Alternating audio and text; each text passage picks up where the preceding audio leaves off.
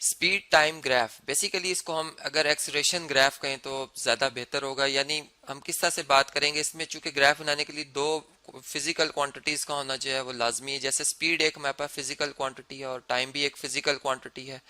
अब इसमें ये बात के जो डिपेंडेंट और इंडिपेंडेंट वेरिएबल के हिसाब से, तो टाइम जो होता है वो इंडिपेंडेंट होता है। यानी हम ये बात जानते हैं कि जब हम एक्स एक्सिस और वाई एक्सिस ड्रॉ करते हैं तो एक्स एक्सिस के अलॉन्ग जो है, यानी जो हॉरिजॉन्टल लाइन आपको नजर इसके अलॉन्ग ज्यादातर हम जो है वो यानी इंडिपेंडेंट वेरिएबल रखते हैं। वो वेरिएबल जिसकी वैल्यू जो है वो किसी दूसरे वेरिएबल पर डिपेंड नहीं करती, ठीक है। जबकि वो वैल्यू जो कि दूसरे पे डिपेंड कर रही होती है, दूसरे वेरिएबल पर, उसको हम कहते हैं डिपेंडेंट वेरिएबल, जो कि स्पीड है। और हम ये बात जानते हैं कि अगर हमारा मोशन जो एक स्ट्रेट लाइन पर हो, यानी एक कार है जो कि स्ट्रेट लाइन पे मूव कर रही है, तो फिर उसमें जो स्पीड है और उसमें जो वेलोसिटी है वो सेम होगी। तो यहाँ पर हम ये बात करते हैं कि ये हमारे पास जो वेलोसिटी के यूनिट है वो मीटर पर सेकंड होने चाहिए, टाइम के सेकंड्स होने चाहिए, जो कि इनके स्टैंडर्ड यूनिट है। और फिर अगर हम इनका ग्राफ बनाएं तो किस तरह से हम इस बात को स्टडी कर सकते हैं। देखें, इसमें डिफरेंट केसेस आते हैं। हम पहला केस यहाँ पर इस तरह से बनाते हैं कि फर्ज करें कि कार जो कि स्टार्ट उसने लिया, जैसे हम घर से निकले हैं तो उस वक्त कोई स्पीड नहीं है, वेलोसिटी जीरो है, ठीक है। यहाँ पर मैं कुछ वेलोसिटीज की वैल्यूज लिख देता हूँ ताकि हमें थोड़ा सा इनको नंबर्स के हवाले से हम इनको समझ रहे हो। यहाँ पर मैं टाइम को शो करूंगा, और चूंकि हम स्मॉल टाइम के हवाले से बात करते हैं एक्सीलरेशन में, जो कि करीब 3 जीरो के होता है, जो कि प्रैक्टिकली उसकी वैल्यू ढूंढना जरा मुश्किल होता है। तो हम 1 1 सेकंड या 2 2 सेकंड ले लेते हैं नॉर्मली, जो कि एक आम आदमी के लिए इतने भी बहुत छोटा टाइम होता है। तो यहाँ पे चले मैं 2 2 सेकंड्स के हवाले से बात करता हूँ कि ये 2 2 सेकंड्स। तो यहाँ पर जारी बात है, टू आफ्टर टू कितना हो जाएगा, 4 हो जाएगा, फिर 6 हो जाएगा, 8 हो जाएगा, 10 हो जाएगा, 12 हो जाएगा और 14 हो जाएगा। जबकि वेलोसिटी हम कहते हैं चले एक बॉडी जो है वो 10 या चले 5 मीटर पर सेकंड की रफ्तार, फिर यहाँ पर फिर 5 जमा 5 10 हो जाएगी इसकी ये रफ्तार, फिर यहाँ पे 15 हो जाएगी, इस तरह यहाँ पे 20 और यहाँ पे 25।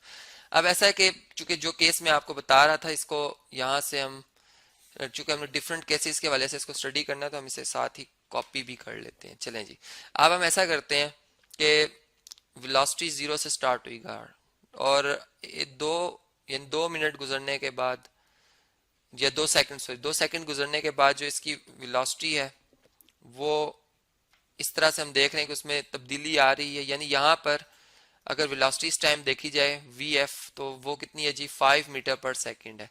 और इसमें चेंज कितना आया, इसमें चेंज आया जी के जीरो से, यानी इनिशियल वेलोसिटी जीरो थी, जीरो से 5 पे पहुंची है 2 सेकंड में। यानी इसका मतलब इसमें जो एक्सेलरेशन अगर हम देखें तो वो 2.5 मीटर पर सेकंड स्क्वायर है, जो कि हम जानते हैं कि क्या हमारे पास यूनिट होते हैं एक्सेलरेशन के। तो ये आ गई। अब अगले लम्हे क्या होता है कि हम अगर यूनिफॉर्म एक्सेलरेशन की बात करते हैं तो फिर अगले 2 सेकंड में भी इसने 5 ही की हवाले से, यानी 5 मीटर पर सेकंड ही की वेलोसिटी इसमें आनी चाहिए। तो यहाँ पर हम यूँ कहते हैं कि फर्ज करें, अब यहाँ पर जो है ये हमारे पास क्या जी, ये आप देख सकते हैं कि अब इस टाइम पे भी अगर हम देखें तो इस वक्त जो इसकी फाइनल वेलोसिटी है वो 10 मीटर पर सेकंड है, जबकि यहाँ पर जो इनिशियल वेलोसिटी है वो 5 मीटर पर सेकंड है। इनमें जो चेंज आई है आफ्टर 2 सेकंड वो कितनी आई है, 5 मीटर पर सेकंड आई है। और अगर मैं इसको चेंज इन टाइम से डिवाइड कर देता हूँ, जो कि 2 सेकंड गुजरने के बाद है, तो जो एक्सलेरेशन, एवरेज एक्सलेरेशन की हम बात करेंगे तो वो हमारे पास क्या आ जाएगी जी, वो 5/2 मीटर पर सेकंड स्क्वायर ही आएगी, जो कि पहले भी हमारे पास यही वैल्यू आई थी। तो इस तरह से हमने बात समझी कि जब एक ग्राफ बनाया जाता है स्पीड और टाइम के हवाले से, और उसमें एक स्ट्रेट इस तरह से लाइन जो कि कोई भी एंगल एक्स एक्सिस के साथ बनाती हुई इस तरह से ड्रॉ होगी, तो वो यूनिफॉर्म एक्सेलरेशन को जो है वो रिप्रेजेंट करी। लेकिन एक अलग बात है कि इसमें जो अभी ये येलो लाइन है, ये एक्सेलरेशन को, जिस एक्सेलरेशन यूनिफॉर्म एक्सेलरेशन को ये रिप्रेजेंट कर रही है, उसकी निस्बत अगर ये ग्रीन लाइन में रिप्रेजेंट कर रहा हूँ, ये बिल्कुल इस तरह से स्ट्रेट आएगी, जिस स्केल की मदद से बिल्कुल स्ट्रेट आएगी, ये भी यूनिफॉर्म एक्सेलरेशन। लेकिन ये उसकी निस्बत इसमें जो वेलोसिटी में तब्दीली आ रही है टाइम के हवाले से वो बहुत ज्यादा आ रही है। यानी ये हम ये कह सकते हैं कि एक जैसे एरोप्लेन और एक कार में जो एक्सेलरेशन में फर्क होता है वाज़ेह नजर आता है, कैसे एकदम स्पीड टाइम के हिसाब से बहुत मल्टीपल बढ़ रही होती है। और इसी तरह अगर एक आम आदमी जो चल रहा होता है या एक आम साइकिल जो चल रही होती है उसमें भी एक्सेलरेशन प्रोड्यूस हो जाती है, लेकिन वो बड़ी स्लोली स्लोली उसमें इंक्रीज आ रहा होता है। यूनिफॉर्म एक्सेलरेशन की भी हम बात चूंकि साथ कर रहे हैं तो इसको भी जहन में रखना है कि एक जैसी चेंज आ रही है वेलोसिटी में एक जैसे टाइम के बाद। अब देखें, ये आप देख सकते हैं, तो ये यूनिफॉर्म एक्सेलरेशन थी। अगर ऐसा हो कि हम जो ऑब्जर्वेशन हम कर रहे हैं कि उसमें एक्सेलरेशन जो थी, हमने जब देखना शुरू किया तो एक गाड़ी मूव कर रही थी, यानी हमारे मुशाहिदे में उस टाइम आई जिस वक्त उसकी वेलोसिटी 5 मीटर पर सेकंड थी, और उसके बाद जब हमने उससे देखा तो वो यूनिफॉर्म एक्सेलरेशन में थी। तो हम इसका ग्राफ कुछ इस तरह से जो है वो रिप्रेजेंट करेंगे, इसमें भी स्ट्रेट लाइन बनेगी।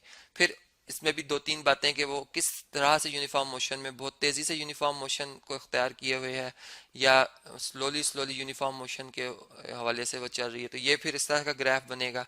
यानी ग्राफिकली जब हम इन बात देख रहे होते हैं तो ये फिर हमें समझ में आती है कि एक्सलेरेशन कैसे यूनिफॉर्म है। अगर फर्ज करें हमने ये देखना है कि जो एक्सलेरेशन है वो नहीं है, तो क्या होगा जी कि बॉडी यूनिफॉर्म मोशन में है। यानी अगर यूनिफॉर्म एक्सलेरेशन, अगर मैं यूं कहूँ कि एक्सलेरेशन जीरो है, तो इसका दूसरा जो मीनिंग होता है वो ये होता है कि बॉडी में जो वेलोसिटी की तब्दीली आ रही है वो एक जैसी आ रही है, यानी वी आई।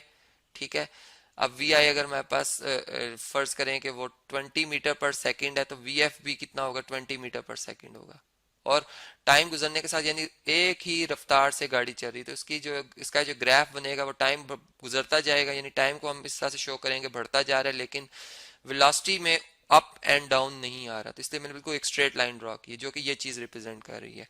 फिर इसी तरह अगर फर्ज करें हमने ये बात बतानी हो कि जो एक्सेलरेशन है वो यूनिफॉर्म नहीं है, यानी यहाँ पे ये डिफरेंट केसेस में इसी के अंदर स्टडी हम कर रहे हैं। मैंने यहाँ पे 1 लिखा था, हम एक ही ग्राफ के अंदर जो डिफरेंट केसेस अराइज कर रहे हैं, तो यहाँ पर हम ये कह रहे हैं कि अब ये यूनिफॉर्म नहीं है, नॉन यूनिफॉर्म। ठीक है, तो फिर क्या होगा जी, अगर एक्सेलरेशन जो है वो नॉन यूनिफॉर्म होगी तो फिर फर्ज करें कि पहले इसमें इस तरह से इंक्रीज हो रहा था, यानी आस्ता आस्ता ये इंक्रीज हो रही है। ठीक है, और यानी यहाँ पे अगर हम देखें तो यूनिफॉर्मिटी है, लेकिन अब क्या हो रहा है कि अब इसमें पहले की निस्बत थोड़ा सा एक्सलेरेशन में, यानी वेलोसिटी ज्यादा चेंज हो रही है, टाइम कम गुजर रहा है, ये चीज इसको रिप्रेजेंट कर। जबकि यहाँ पे अगर मैं ऐसा सिर्फ ड्रॉ करना शुरू कर दूंगा तो अब वेलोसिटी कम इंक्रीज कर रही है जबकि टाइम ज्यादा गुजर रहा है।